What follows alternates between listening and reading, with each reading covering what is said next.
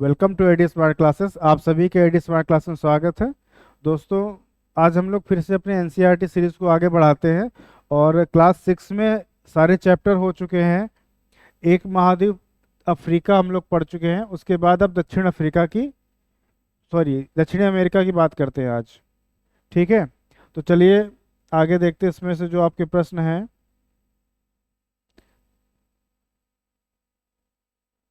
तो दक्षिण अमेरिका में आने वाले जो प्रश्न है जीएस के एनसीईआरटी से, उनको हम लोग करने वाले हैं। स्लाइड नंबर क्या था? लास्ट में हो गए तो अफ्रीका हो गया था ये। तो आज हम लोग कहाँ पर हैं? दक्षिणी अमेरिका। ठीक है, तो एक एक करके करेंगे एनसीईआरटी, और ये सीरीज आपके लिए बहुत इंपॉर्टेंट है, सभी एग्जाम्स में आता है। ऐसा कोई एग्जाम नहीं जहाँ एनसीईआरटी से प्रश्न ना आता हो, अगर वहाँ जीएस आएगी तो जरूर आएगा। तो आपके सामने पहला सवाल है, निम्नलिखित में से बताइए। तो निम्नलिखित में से क्या,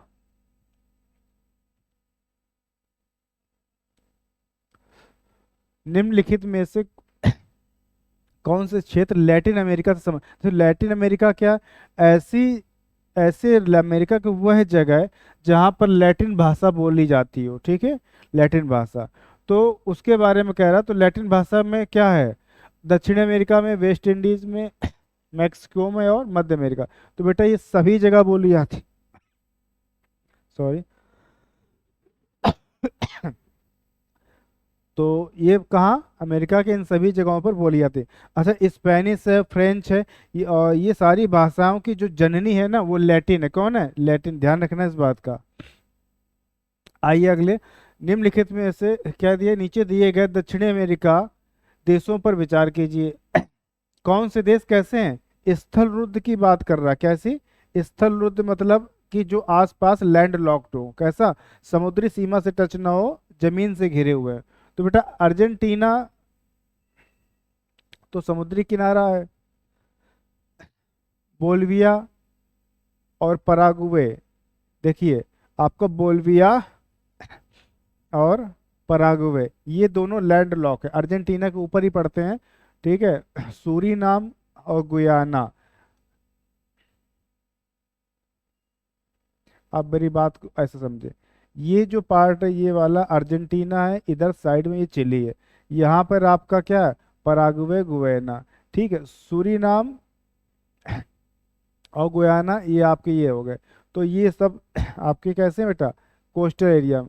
पर यहाँ जो ये दोनों पड़ रहे हैं ये कैसे हैं? लैंड लॉक्ड है। ठीक है, तो कौन सा ऑप्शन? 2 और 3। 2 और 3 कहाँ पे मिलता है? C नंबर में। अगले प्रश्न पे, निम्नलिखित में से विश्व की सबसे लंबी पर्वतमाला। तो विश्व की सबसे लंबी पर्वतमाला, ऊंचा पर्वत की बात नहीं हो रही बेटा, लंबी पर्वतमाला। लंबी पर्वतमाला कौन सी है? एंडीज। और एंडीज कहाँ पर है? दक्षिणी अमेरिका में। ठीक है, और अमेरिका के ये पूर्वी तट पर नहीं है, ध्यान रखना इस बात का। किधर है? पश्चिमी तट पर। जैसे भारत में पश्चिमी तट पर ऊंचे पहाड़ी पाई जाती है तुलनात्मक पूर्वी तट के। ठीक है, तो वैसे ही आपका एंडीज पर्वत यहाँ पर है पश्चिमी तट पर। नेक्स्ट अगला प्रश्न है, निम्नलिखित में से कौन सा कथन एंडीज पर्वतमाला के संदर्भ में गलत है? ये बात का विशेष ध्यान रखेंगे। क्या बताना है बेटा? गलत कहाँ है? गलत। ठीक है, सही की बात नहीं कर रहा है। एंडीज पर्वतमाला विश्व की सबसे ऊंची पर्वतमाला है। तो देखो, विश्व की सबसे ऊंची पर्वतमाला तो हिमालय है ना। तो ये पहले ही आपका प्रश्न मिल गया जो आपको ये बता रहा है कि ये सही है। लेकिन हकीकत में क्या है ये? एक्चुअल में तो ये गलत है सेंटेंस। तो जो सही है उनको भी अब पढ़ के जाने आखिर है क्या। एंडीज नवीन वलित पर्वत के उदाहरण है। ये बात कैसी है? सही है। एंडीज पर्वतमाला के अनेक ज्वालामुखी शिखर हैं। सही बात है।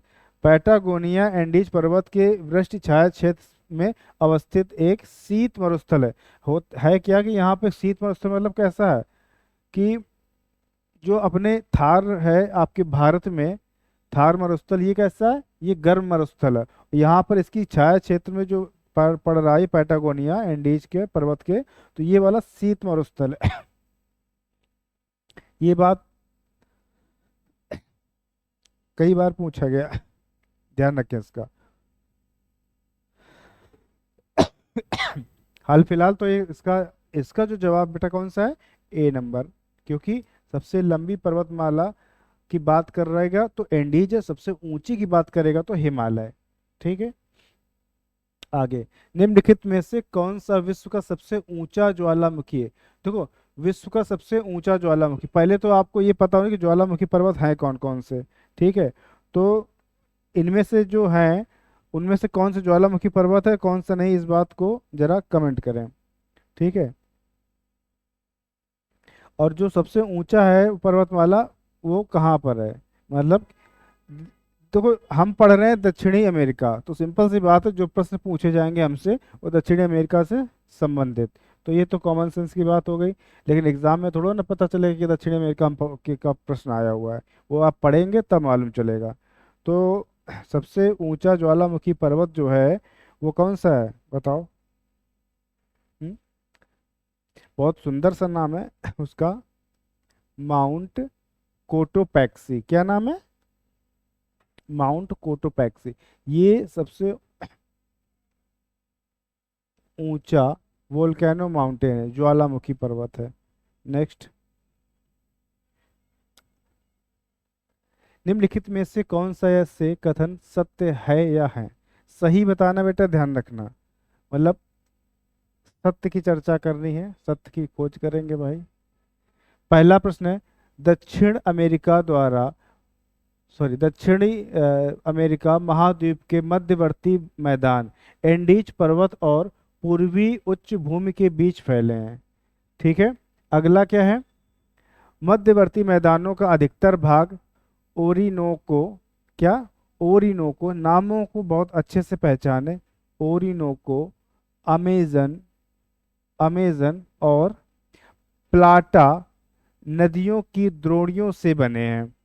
तो इनमें से आपको सही और गलत बताना है, सही और गलत बताना है। तो मतलब कौन से कथन सत्य है की बात कर रहा है, सत्य के। तो अमेरिका महाद्वीप के मध्यवर्ती मैदान इंडीज पर्वत और पूर्व उच्च भूमि के बीच है, ये बात बेटा कैसी है, बिल्कुल सही है। दूसरा, मध्यवर्ती मैदानों का अधिकतर भाग ओरिनोको, अमेज़न और प्लाटा नदियों के द्रोणियों से बने हैं, ये भी बात सही है। जब दोनों सही है तो इसका मतलब क्या हो गया, ऑप्शन नंबर सी। क्लियर। अब आते हैं हम लोग अगले प्रश्न पे। फिर से हमें सही बताना है, ये गलत की बात नहीं करेंगे, जो जवाब सही है उसका। एंडीज पर्वत, अच्छा जो प्रश्न आपको इम्पोर्टेंट लगे उसको आप स्क्रीनशॉट ले सकते हैं। ठीक है, इसका पीडीएफ टेलीग्राम पर आपको मिलेगा। कमेंट करें जिसको पीडीएफ की नीड हो, तो हमारे टेलीग्राम चैनल से जुड़ जाएं, वहाँ आपको मिल जाएगा।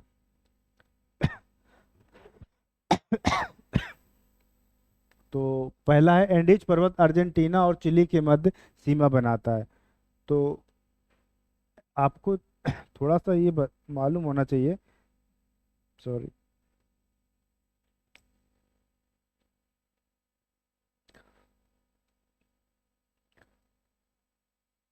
ठीक है, ये जो एरिया है ये वाला, किनारे किनारे जो कोस्टल एरिया है पश्चिमी तट का, ये चिली है। और पूर्वी तट पर जो ये वाला भाग पड़ता है ये बेटा अर्जेंटीना है। क्या है? अर्जेंटीना। ठीक है, तो एंडीज पर्वत इन दोनों के बीच सीमा बनाता है, बिल्कुल बात सही है, क्योंकि ये बीच में पड़ता है। दूसरा सेंटेंस है हमारे पास, अर्जेंटीना की समृद्धि का कारण इसकी उत्तम घास भूमि पंपास। तो यहाँ से आपको एक और प्रश्न मिलता है बेटा, आपको पता होना चाहिए यहाँ की घास भूमि का नाम क्या है। क्या है बेटा? पंपास। ध्यान रखना। और इस वजह से ये आपका ये वाला भी सेंटेंस सही है, दूसरा वाला भी। तीसरा है, अर्जेंटीना में पशुओं को बड़े बड़े चारागाही फार्मों में पाला जाता है तथा पशुओं की देखभाल करने वाले लोगों को क्या, गाउचो कहा जाता है। क्या कहा जाता है? गाउचो। ये बहुत इंपॉर्टेंट शब्द है। क्या? गाउचो। तो गाउचो को इनको कहते हैं, वहाँ जो पशुपालन करते हैं अर्जेंटीना में उन लोगों को कहा जाता है। ठीक है, इस हिसाब से आपका तीसरा भी सही बेटा। तो मतलब जवाब क्या हो जाएगा?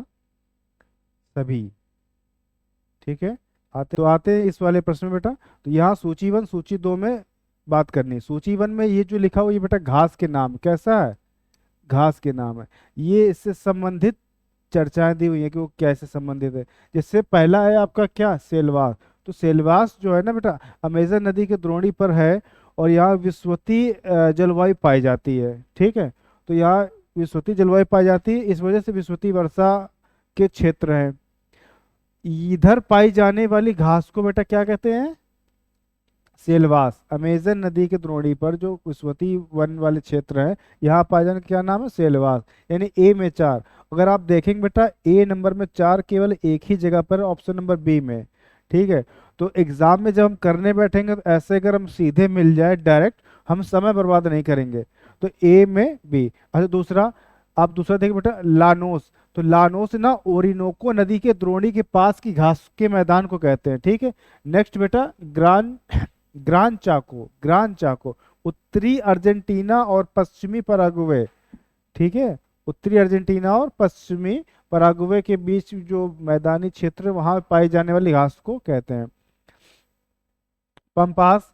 बेटा पंपास का क्या है, पंपास जो है ना अर्जेंटीना के मध्य घास की भूमि पर है पंपास। अभी पिछले सवाल हम लोगों ने किया भी था। आते हैं नेक्स्ट,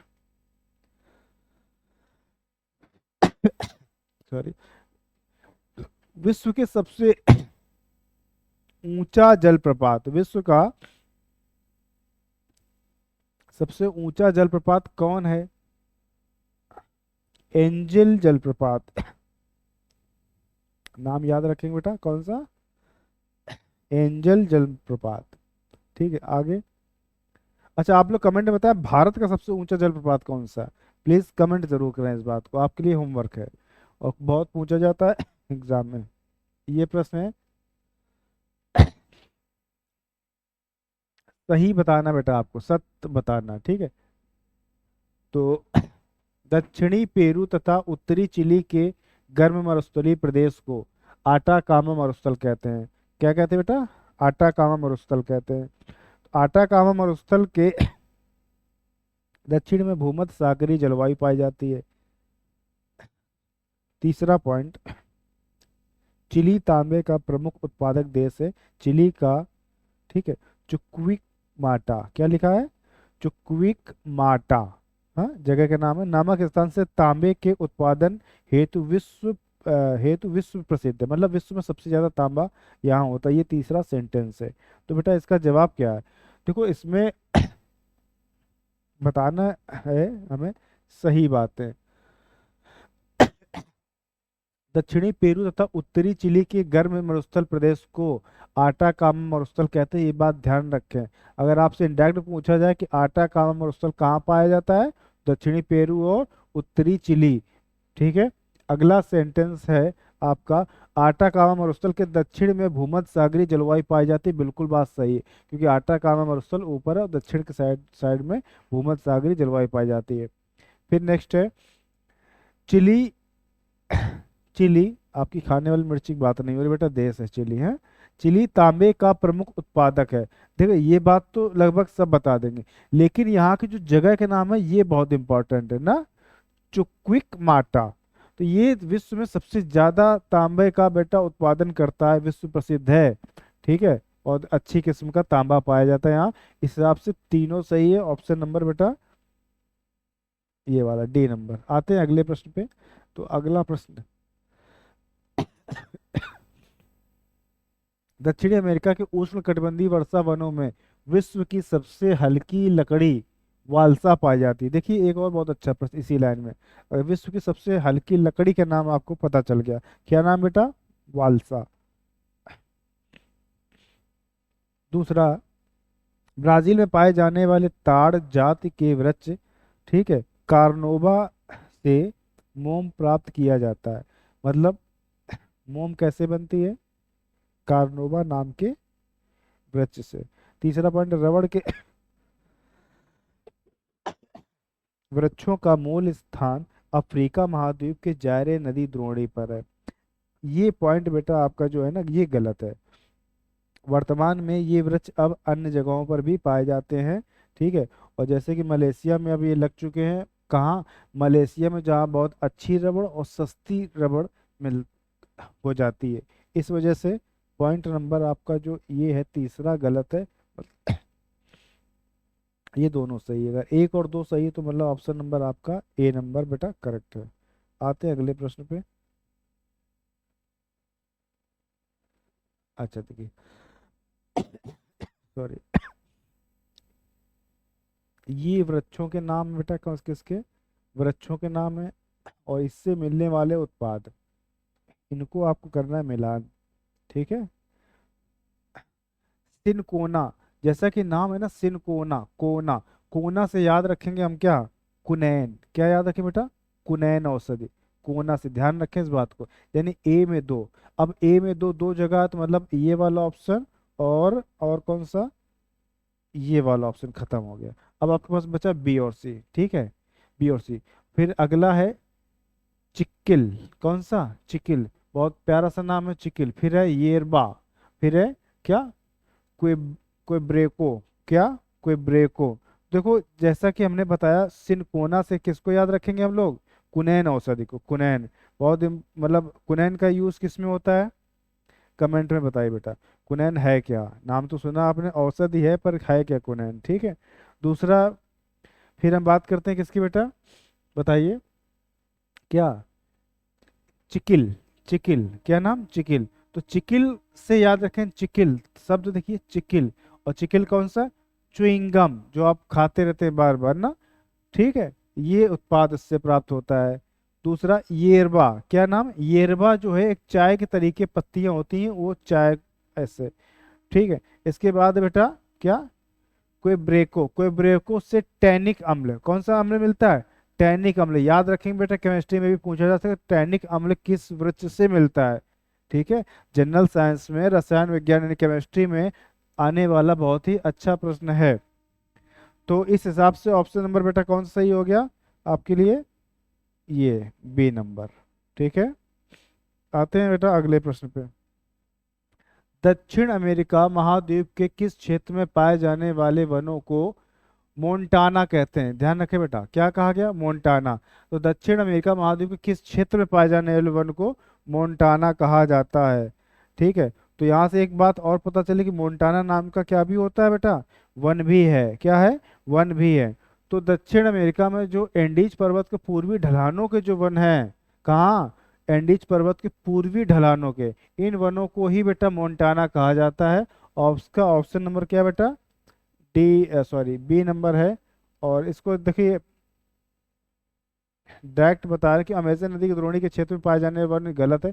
सही था ये, इसमें कुछ चॉइस की बात नहीं कि ये गलत सही है, तो वही बता दिया हमने। अगला, विश्व के सबसे बड़े शिकारी पक्षी का नाम? कोंडोर। क्या नाम बेटा? कोंडोर। जनरली बच्चे शुतुरमुर्ग लगा देते हैं, गलत जवाब है इसका। दक्षिण अमेरिका का यह जीव एंडीज पर्वतमाला के ऊंचे भागों में रहता है। कहाँ? मतलब अमेरिका का यह जीव कहाँ रहता है बेटा? ऊंचे भागों में रहता है। पॉज करना बेटा, कॉल आ रही है। तो चलिए, इस वाले प्रश्न में, दक्षिण अमेरिका का यह जीव एंडीज पर्वतमाला के ऊंचे भाग में रहता है। ठीक है। पर्वतीय क्षेत्रों में इन जीवों के द्वारा सामान की ढुलाई की जाती है। यह लंबी गर्दन वाला पशु ऊंट प्रजाति का है तथा ऊंट की तरह ही कई दिनों तक बिना पानी पिए रह सकता है। बेटा ऐसे जीव का जो नाम है ना, क्या है? लांबा। क्या है? सॉरी, लामा। क्या है? लामा। ठीक है। आते हैं अगले प्रश्न में। दक्षिण अमेरिका में अधिकतर पशुपालन अर्जेंटीना, उरुग्वे और ब्राजील के अर्धनम भाग में होता है। सही बात है।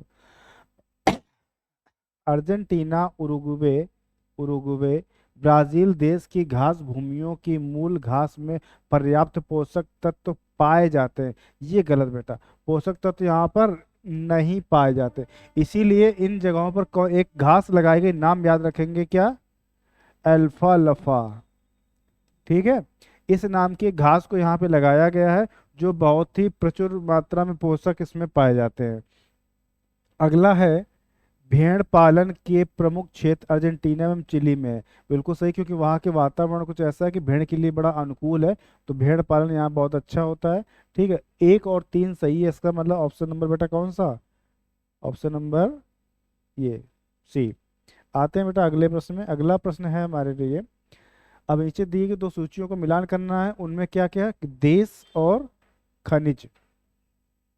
बात ध्यान दें, देश और खनिज संसाधनों के संबंध में है।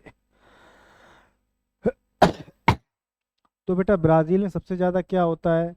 हाँ, ब्राजील के बाद बोलिविया में क्या होता है? चिली में क्या होता है? अभी 1 2 सवाल पहले पढ़ा था, चिली में बहुत अच्छी किस्म का क्या मिलता है?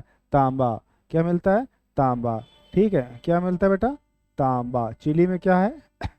तांबा। और अगर सी में 4 है तो देखिए, आप सी में एक ही जगह पे 4, आप ऐसे भी इसको क्रैक कर सकते हैं। दूसरा तरीका, फिर एक तरफ से ब्राजील में जो आपका क्या होता है बेटा? लोहा। ब्राजील में लोहा होता है। और बोल्विया, क्या बात है बेटा? बोल्विया में आपका टिन। बोल्विया में टिन। वेनेजुएला में खनिज तेल। ठीक है, पूरे दक्षिण अमेरिका, क्या बेटा? दक्षिण अमेरिका की जो सबसे वहाँ का जो स्रोत है इनकम का, वो क्या है? खनिज तेल। ये बात बहुत अच्छे से दिमाग पे बैठा लें। ऐसे प्रश्नों में अगर ये बात जैसे हमने बताया बेटा 4 इसका है, सी का और किसी में नहीं, तो आप ऐसे क्रैक कर सकते हैं, बहुत कम टाइम में अपना समय बचा सकते हैं। इस तरीके को अपनाएं ताकि आप अपना समय बचाएं एग्जाम में। दक्षिण अमेरिका के आटाकामा मरुस्थल में नाइट्रेट के बहुत बड़े भंडार हैं, जिसका उपयोग खाद तथा उर्वरक बनाने में किया जाता है। खाद तथा उर्वरक बनाने में किया जाता है, ये बात बिल्कुल सही है। दूसरा, पेरू के तट के पास, ठीक है, गुवानो द्वीपों में संसार के सबसे अच्छे प्राकृतिक खाद के भंडार है, ये बात भी सही है। जब दोनों सही है तो मतलब ऑप्शन नंबर बेटा सी। अगला, सॉरी, अगला है दक्षिण अमेरिका के संदर्भ में फजेंडा किसे कहते हैं? फजेंडा, देखो फजेंडा जो है ब्राजील में कहवा के बगानों को कहते हैं। बेटा किसको कहते हैं? कहवा। ये बात ध्यान रखना, कहवा के बगानों को। तो कहवा क्या होता है? कहवा होता है एक्चुअली कॉफी। क्या होता है? कॉफी। और ऐसे बगान जिसमें 10 लाख से या ज्यादा इस तादाद में पौधे पेड़ लगे हों, तो ऐसे बगानों को हम क्या? फजेंडा कहते हैं, वो भी कौन से? कहवा। ठीक है, अगला प्रश्न है आपका, निम्नलिखित में से किस बंदरगाह को विश्व का कॉफी बंदरगाह कहा जाता है? बेटा विश्व का कॉफी बंदरगाह सैंटोस को किसको कहते हैं बेटा? सैंटोस को कहा जाता है। ठीक है, अगला, तो इस प्रकार से अभी हमने जो फिनिश किया वो दक्षिणी अमेरिका को कंप्लीट किया। अब बात करते हैं बेटा ऑस्ट्रेलिया, किसकी करते हैं? ऑस्ट्रेलिया की। ठीक है, तो इसके बाद हमारा कॉन्टिनेंट ऑस्ट्रेलिया के बाद कौन सा बचेगा अभी इस सीरीज में? हम आपको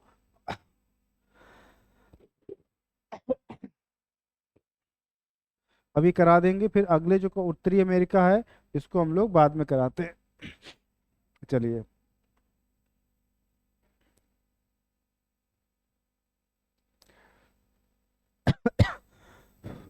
सॉरी बेटा।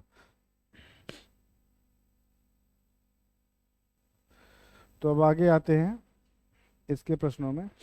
आपके पास किस देश को प्यासी भूमि के का देश कहा जाता? प्यासी भूमि का देश, तो बेटा प्यासी भूमि का देश जो है ना, ऑस्ट्रेलिया को कहते हैं। रीजन क्या है? यहाँ बारिश कम होती है, बारिश बहुत कम होती है, इसलिए क्या कहते हैं? प्यासी भूमि का देश। नेक्स्ट है मकर रेखा ऑस्ट्रेलिया। अच्छा, क्या ये बात ऐसे प्रश्न, ये देखो बताना क्या बेटा, सत्य ढूंढना कि सही क्या है। ठीक है, मकर रेखा ऑस्ट्रेलिया को 2 भागों में बांटती है तथा अर्थात यह ऑस्ट्रेलिया के लगभग मध्य से होकर गुजरती है, तो ये बात सही है। हैं? आगे है ऑस्ट्रेलिया का पश्चिमी भाग एक विस्तृत पठार है। यह द्वीप महाद्वीप के लगभग 2/3 भाग पर फैला है, सही बात है। ऑस्ट्रेलिया में पश्चिमी पठार तथा पूर्वी भूमि के मध्य विस्तृत निम्न भूमि प्रदेश है। कैसा? निम्न भूमि मतलब निचला भाग है। ठीक है, तो ये बात भी सही है, मतलब क्या हुआ, जब ये सही है तो हुआ क्या कि सबके सब तीनों ऑप्शन सही है, यानी उपयुक्त सभी। नेक्स्ट है, ऑस्ट्रेलिया के पश्चिमी पठार से संबंधित कुछ कथन दिए गए हैं। देखो, पश्चिमी पठार का अधिकतर भाग मरुस्थल या अर्ध मरुस्थल, कैसा, मरुस्थल है या अर्ध मरुस्थल है। इसके बाद अगला पॉइंट है, पश्चिमी पठार का अधिकांश भाग सपाट है और छोटी छोटी झाड़ियों से ढका है। ठीक है,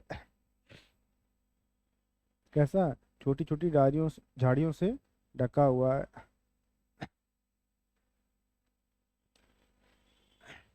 फिर है, यह संसाधन एक नवीनतम पठार है जिस कारण यहाँ पर खनिज संसाधनों का अभाव है।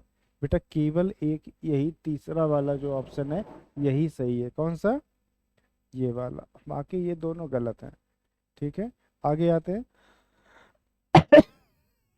सॉरी, मध्यवर्ती भूमि, निम्न भूमि प्रदेश, उत्तर प्रदेश में उत्तर में, प्रदेश के उत्तर में, प्रदेश मतलब ऑस्ट्रेलिया की बात हो रही कि उत्तर में कारपेंट्रिया की खाड़ी से लेकर महाद्वीप को पार करता हुआ ऑस्ट्रेलिया के दक्षिणी तट तक फैला हुआ है। इस भाग में पर्याप्त वर्षा होती है जिस कारण यहाँ कई नदियों के उद्गम स्रोत हैं।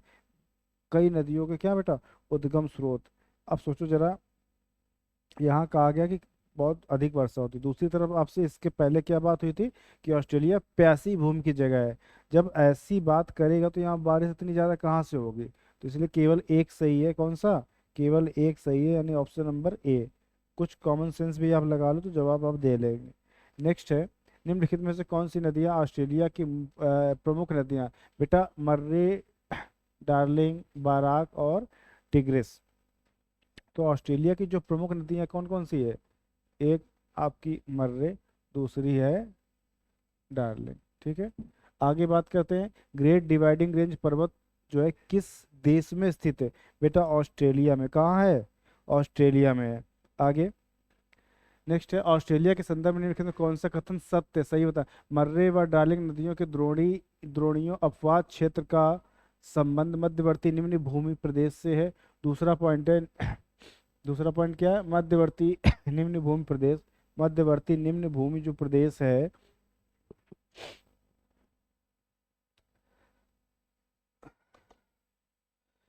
आयर झील के चारों ओर का एक बहुत बड़ा भाग है, अंतःस्थलीय प्रवाह क्षेत्र, अंतःस्थलीय प्रवाह क्षेत्र। ठीक है, तो ये दोनों बातें बेटा कैसी हैं, दोनों बातें सही हैं, दोनों सही है, तो आपका ऑप्शन नंबर क्या हो जाएगा, सी, यानी कि ये वाला पॉइंट और ये वाला दोनों आपके सही है। ठीक है, अब आगे आते हैं। नेक्स्ट, ऑस्ट्रेलिया के ग्रेट बैरियर रीफ किस महासागर में है, बेटा उत्तरी अटलांटिक महासागर, कौन सा, उत्तरी अटलांटिक महासागर। ठीक है, ध्यान रखेंगे कहाँ, उत्तरी अटलांटिक, हिंद महासागर मत लगा देना, गलत हो जाएगा, प्रशांत भी गलत है। अब आगे बात कर, सवाल नंबर 9, कथन एवं कारण को ध्यान से, ऑस्ट्रेलिया के भीतर भागों में गर्म मरुस्थलों की तरह जलवायु पाई जाती है। कैसी, गर्म मरुस्थलों की तरह जलवायु पाई जाती है। दूसरी बात है क्या, ऑस्ट्रेलिया के पूर्वी उच्च भूमि वर्षा करने वाली पवनों के लिए रुकावट पैदा करती है। तो पूर्वी उच्च बेटा ऑस्ट्रेलिया के पूर्व में जो भूमि है वो उच्च नहीं है, डाउन है, कैसी, डाउन है। ठीक है, तो यानी ए, और अब जब, सॉरी, पूर्वी जो भूमि है क्या कह रहा है, देखो पहला पॉइंट, ऑस्ट्रेलिया के भीतरी भागों में गर्म जलवायु पाई जाती है। दूसरा, ऑस्ट्रेलिया की पूर्वी उच्च भूमि वर्षा कराने वाली पवनों के लिए रुकावट पैदा करती है, क्या करती है बेटा, रुकावट पैदा करती है। ठीक है, तो ऐसा है कि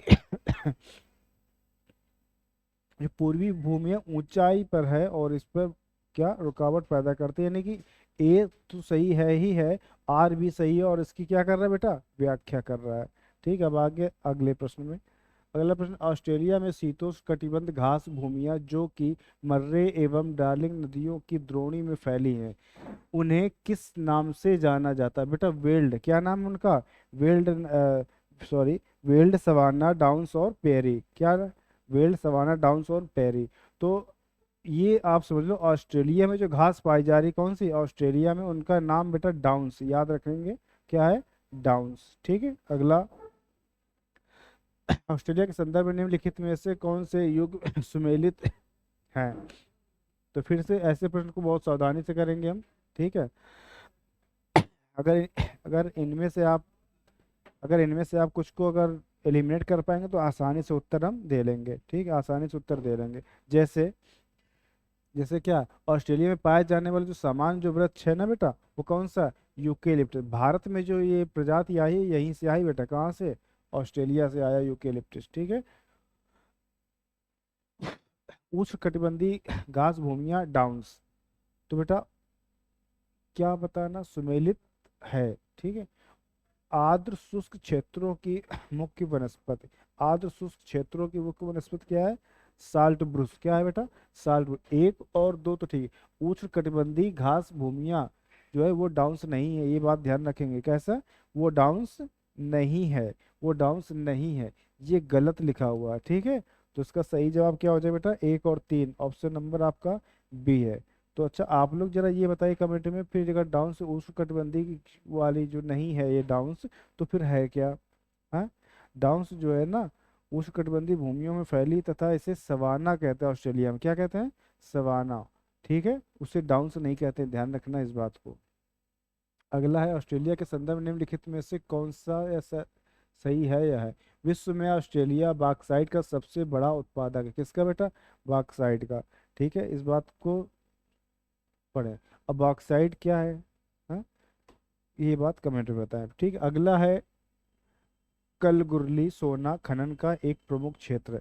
बेटा सोना का एक प्रमुख क्षेत्र कौन सा, कलगुरली। ठीक है, ये बात बिल्कुल सही है, और पहली वाली जो बात है ये है गलत, पहली वाली बात है ये है गलत, इसलिए केवल केवल दो नंबर सही है, यानी ऑप्शन नंबर हो गया इसका आपका बी। तो अब आते हैं हम लोग अगले प्रश्न पे, अब आते हैं हम लोग अगले प्रश्न पे।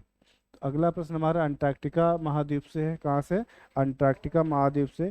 किस महाद्वीप को विज्ञान को समझते हो, अंटार्कटिका महाद्वीप की बात करते हैं ना, प्रश्न पर आते हैं अंटार्कटिका महाद्वीप। तो ये एक ऐसा महाद्वीप है जहाँ कोई भी मानव का वास परमानेंट नहीं है, यहाँ रिसर्च होते हैं या कभी कभार लोग यूं ही घूमने जाते हैं, पर यहाँ रहने खाने की ऐसी कोई व्यवस्था नहीं है। ठीक है, तो बेटा ऐसा कौन सा महाद्वीप है, अंटार्कटिका, तभी इसे क्या कहते हैं, विज्ञान को समर्पित पूरी तरीके से। अगला है, अंटार्कटिका, या इसमें क्या सत्य कथन असत्य बताना है, क्या बताना है बेटा, असत्य, ध्यान रखेंगे इस बात का। ठीक है, जल्दबाजी में सही में टिक मत कर देना। अंटार्कटिका का लगभग 98% भाग सादा बर्फ से ढका हुआ, कितना परसेंट, 98%। ठीक है, दूसरा है इसमें, इस महाद्वीप में विश्व के सबसे बेहतर तटीय मैदान है। आपको गलत बताना बेटा, तटीय मैदान तो है ही नहीं ना यहाँ पे, ये गहरे और खड़ी ढाल वाले मैदान है, और यही वो जवाब हमारा सही है, क्यों गलत होते उसे क्यों गलत बताना था ना। ठीक है, फिर अब आते हैं अगले प्रश्न, अगले प्रश्न पे। तो ये निम्नलिखित में से कौन सी अंटार्कटिका महाद्वीप की मुख्य वनस्पति है, अंटार्कटिका महाद्वीप की क्या है, मुख्य वनस्पति। ठीक है, लाइकेन, मास, ओक और पाइन, लाइकेन, मास, ओक और पाइन। तो ठीक है, तो बेटा लाइकेन और मास कहाँ की, अंटार्कटिका की मुख्य वनस्पति। एक और दो, एक और दो, इसका मतलब ऑप्शन नंबर कौन सा सही हो जाएगा, एक और दो, ए नंबर में। ठीक है, अब आते हैं बेटा अगले प्रश्न पे, किस पर, अगले प्रश्न पर। अगला प्रश्न, अंटार्कटिका महाद्वीप को चारों ओर से घेरने वाले महासागर का नाम। बेटा दक्षिणी महासागर, कौन सा, दक्षिणी महासागर, कौन सा सागर है, दक्षिणी महासागर, बिल्कुल अच्छे से याद रखेंगे। तो इसी के साथ क्लास 6 की पूरी एनसीईआरटी के सारे संभावित प्रश्न आपको करा दिए गए। क्लास 7 की जो है अब अगली क्लास में हम लोग शुरू करेंगे। फिर बेटा चैनल को प्लीज़ लाइक सब्सक्राइब ज़रूर करें, फिर मिलते हैं अगली क्लास में, और बने रहें। एनसीईआरटी बहुत इंपॉर्टेंट है, अच्छे से पढ़ें, और हर एग्जाम में से प्रश्न बनते बनते। मिलते हैं बेटा नेक्स्ट क्लास में, तब तक अच्छे से रहिए, मज़े में रहिए, गुड बाय।